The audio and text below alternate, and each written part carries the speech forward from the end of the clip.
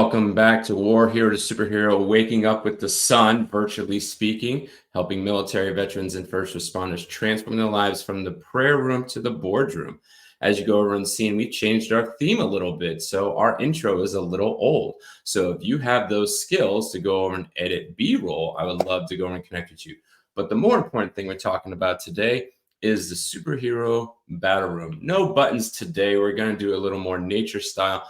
And we're bringing Ron Nussbaum. And if I hack his name, he's going to tell me because he's a Marine. Once a Marine, always a Marine. He is a catalyst for change. He's a champion for progress to reshape the mines and construction industry and beyond. This is the first Marine we've had in a long time. It's definitely not going to be the last Marine, but we're going to bring him to the stage so he can be the catalyst for change and also your transformation. Hey, Ron, do I have you? Yeah, absolutely, man. It is great to be here today. Yeah, you even got construction in the background. I love it. I love it. I love it. So let's go over and jump into the construction of your life and what inspired you to join the military before you got into the construction and also transformation. Absolutely. So, if you ask my mom, it was when a Marine walked in to our church wearing dress blues, and I had to have my picture taken with him. If you ask me, it was later on, and I felt it in my heart. It was something that I had to check the box. I signed up when I was about 22, 23 years old.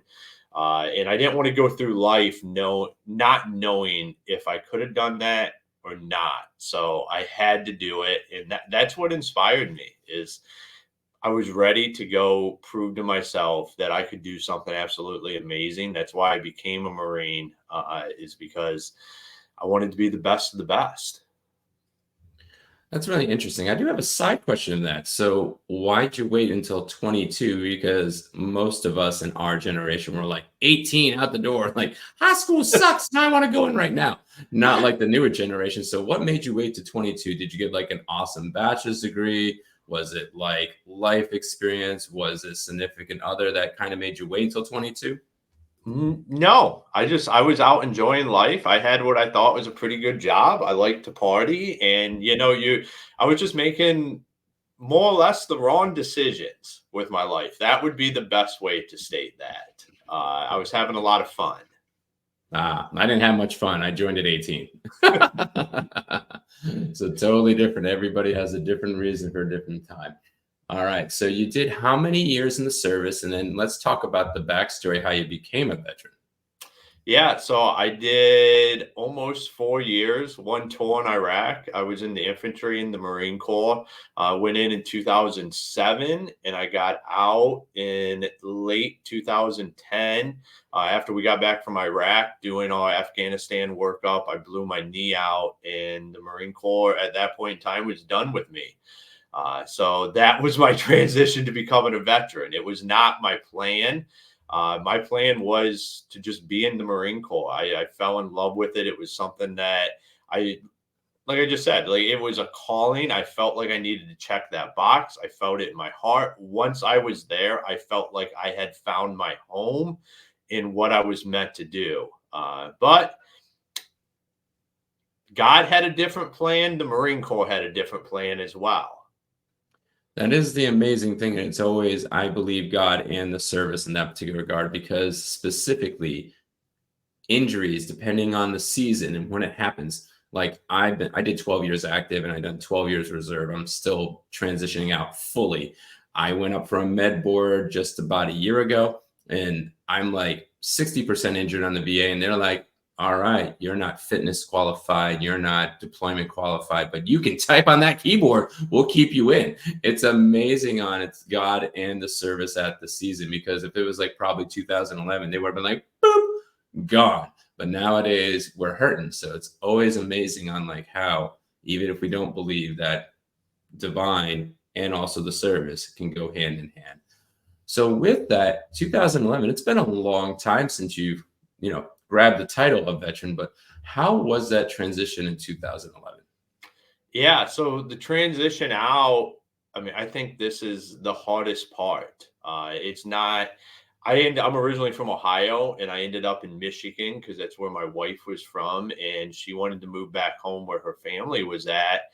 And, my bunkmate at Paris Island School of Infantry is actually who introduced me to my wife. And he lived about 45 minutes away from where I ended up. And I think we have all these thoughts on what like getting out is going to look like in these relationships. And it's completely different. The transition, it's never the same. The relationships are never the same. I spent a lot of time saying like I've done a shitty job of like keeping these relationships and cultivating them. But at the end of the day, like it's just not the same. We're put in an environment where all these people around us become our best friends really, really quickly. And we create this bond. And when you leave, that bond kind of goes away. And it's hard to reproduce that outside of the military. So I think, the transition was lonely and trying to figure out not only what does that next step look like, because like it wasn't my plan. Like my plan was to be a Marine, uh, to figure out what does that next step of my life look like, as well as like find a support group. Uh, yeah, I did. It was interesting. I would 100% agree with it. I look at it as this way. This reference just came in my mind.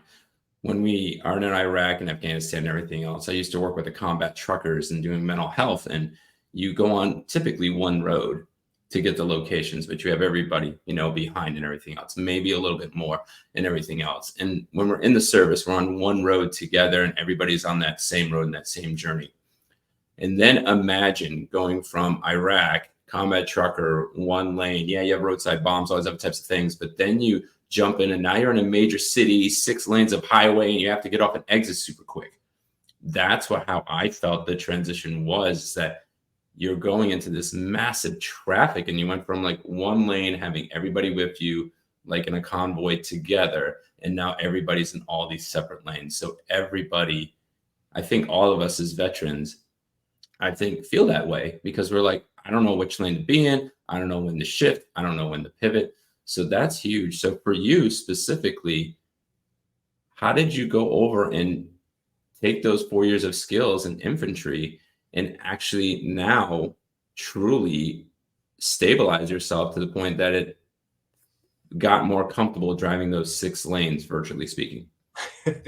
Yeah. So when I got out, I went back to doing like what I knew. So I was in automotive reconditioning prior. So went back to detailing cars, doing that kind of work. But it just didn't, it did not fill the void. It did not feel a purpose in my life. And there was this Craigslist ad for a foreman in training, and I had never worked in construction. Uh, and I was looking like what does this next part of my life look like? And finally one day I looked in the mirror and I was like, damn it, Ron, you're a United States Marine. Like if you want to go work in construction, you can go work in construction. Go be a foreman. Go do that. And I applied for the job and I got it. And that was the start of my residential construction career. And that started to give me a lot of the stuff that I was missing from the Marine Corps. Like I'm a firm believer that construction is one of the best career paths that can be taken post-military service, because it offers a lot of the same structure, the camaraderie. It's going to suck. You're going to build these relationships. There's a lot of the same structure in everything, and a lot of the repetitive nature of construction that fills that void. So I finally started to find a place where I could thrive. I could take who Ron Nussbaum is, that the Marine Corps, being in the infantry, and I could put that in a place where I could succeed and continue to succeed by using all the skills and disciplines that I learned before and during the Marine Corps. That's really, really cool. I never thought of it that way. I met even Air Force people that went into construction too, and I think that's probably the reason why we go into a lot of shoulder to shoulder type jobs because they kind of walk with us hand in hand. So what made you pivot to start serving the community? Because now you're doing podcasts and you're doing speaking, you got your own website, you got your own branded hat, which I don't even have a branded hat, and logo and everything else. So what made you pivot to serve the community and come past just being a foreman? Yeah, so during 13 years in residential construction, I've done everything from running the jackhammer to running the company. And I dealt with a lot of escalated customers. And I got tired of that. I got tired of being in situations where I was getting my ass chewed for stuff that wasn't necessarily my fault or I even had my hands in. And that led me to developing a software, which is Builder Comms. And we help construction companies get their documents, their communication, their pictures, everything in one place and organize it per project. But when I did that, I fell in love with serving the construction industry. I left working in it in the day to day, and the pride that I had in doing that, it completely shifted because what I realized was I could only have such an impact by working in the industry. But if I worked in service of the industry, I could have a huge impact. And that got me excited. That's one of the reasons I do Construction Champions podcast now. And I continue to just grow BuilderComs into being the solution that it's going to be for the construction industry. But, that was about a year and a half ago where I just made the decision, like, this is what I'm going to do. This is, why I guess I got out of the Marine Corps. Like, this is what the plan was, because if it was my way, we wouldn't be sitting here having this conversation right now. But how everything went down and then spending the time in residential construction to understand the industry, then not just understand it, but understand a problem within it and then create a solution to that and bring that to market. Like, this is all stuff I wouldn't have been able to do if I wasn't a United States Marine. Like, this isn't easy stuff, but I keep looking back and it's, hey, I was a Marine. Like, if anybody can do this, like Ron Nussbaum can do this. And that's the same for anybody out there that's listening. Like, you can use your service as the catalyst to anything that you do from here on out in your life. And I give you kudos on that. I only had one construction job, and it was basically I was desperate. I was in Arkansas, and it was a church friend's like, "Hey, come help me out." And I built a porch for somebody's house, pergola, all that stuff, 4x8s, everything else, ladders, and all that junk, and everything else. I appreciate what you guys do because that job sucked a lot for me, and I could not go over and see it and everything else. So I'm thankful for your service because we don't have homes, we don't have buildings, we don't have opportunities, we don't even have stages for us to get messages out without people like you in the community helping the construction community. So as we were talking about, times are tough. Times are tough in the Marines. Times are tough when you became a veteran. Nowadays, what is your secret fuel when pressure and tough times come? Yeah, I mean, I think that goes back to what I was just referencing is we have to use our service as the catalyst. We have to use it as the why and not the why not. Too often I hear people say the reason why they can't do something is because of their service to the country or because of something that happened when they served. That couldn't be any farther from the truth. The reason why we can get through the hard times, the reason why as veterans we can be successful is because of that service. It's a differentiator between you and everybody else out there. And you have to look at it as that is the reason why you're going to succeed. It's drilled in our heads at boot camp, at Paris Island, that when something happens, if you make the front page of the newspaper, it will no longer be Ron Nussbaum did this or Ron Nussbaum did that. It'll be United States Marine Ron Nussbaum did this or did that. It's the same thing for any branch that you serve in. That is forever tied to you. And it should be a positive. It should be why when shit gets hard, you go through it and get there because you want to be that catalyst for everybody else. You want people to see that, hey, just because I serve this country doesn't mean I can't go do great things. For me, it means we are destined to go do great things. You really know how to make dramatic pauses. It's amazing. I got to go learn that skill. He's like right there. Absolutely, absolutely. I'm loving this interview. Last and certainly not least in our questions that we ask every single person that comes out here, no matter what thing we're interviewing on, is 3 superhero tactics. So I'm gonna say, hey Ron, take yourself back to 2011, or maybe somebody that you know that you want to mentor. What would you give them as tactics to go over and to thrive, and not just to stumble and survive? Yeah, absolutely. So, one, your service was a catalyst to everything you would do going forward. No matter what, however it ended, it is the reason why you would be successful. Don't let it be anything else. Two, action matters. Action is one of the biggest things we can do. And it's something that we learn when we serve that I think a lot of people forget. I watch them forget. First, the movement, take action. Don't be afraid.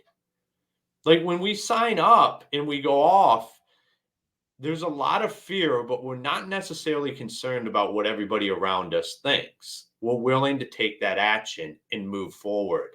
So make sure you're always taking action. And number three is be yourself.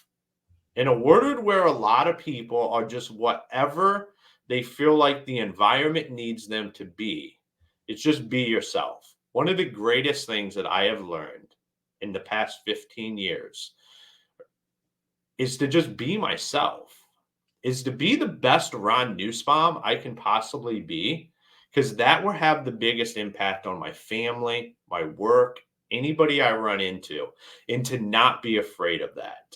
So those right there are the three things that can completely change your life if you embrace them. I think your third one was the most impactful because most of us don't become ourselves. We lose our identity so quick when we leave, and we allow the Marine Corps or the Air Force or Navy or even the Space Force, I will acknowledge them in that particular regard, that we become that entity. So learning to be thyself, that is really awesome. So, Ron, I want to thank you for going over and joining us, sharing this wisdom and everything else, learning the dramatic pauses. I'm going to be taking that into my portfolio. And also, I want to uplift you one last time. If you want to talk about your website, what you do for the construction community, any new books or anything else that you got coming out, things of that nature, and then we're going to close out. Absolutely. So as you can see, you can go to ron-nussbaum.com. That's my personal website. Buildercoms.com is my software company that I own. You can go there, check out. I do a lot of blog writing on there. My next book will be a blog. I've just wrapped up writing a book from over the last year and a half of Construction Champion podcast interviews, my biggest takeaways from guys that run $100 million companies to running $500,000 companies. And I made the decision that it didn't necessarily need to be a book. And I'm releasing them as blog posts on Buildercom's website. So go check that out as well. And I'm everywhere on social media. If any of you guys are listening out there, especially if you're a Marine Corps veteran, don't hesitate to reach out to me. I believe that we're better as a collective group than we are as individuals. I definitely agree. Ron is everywhere when I look at his website and everything else. And with everywhere in that, we're going to go over and launch back into the virtual space. Thanks, Ron, for going over and joining us. And we'll see you on another episode of War Hero to Superhero. And thanks for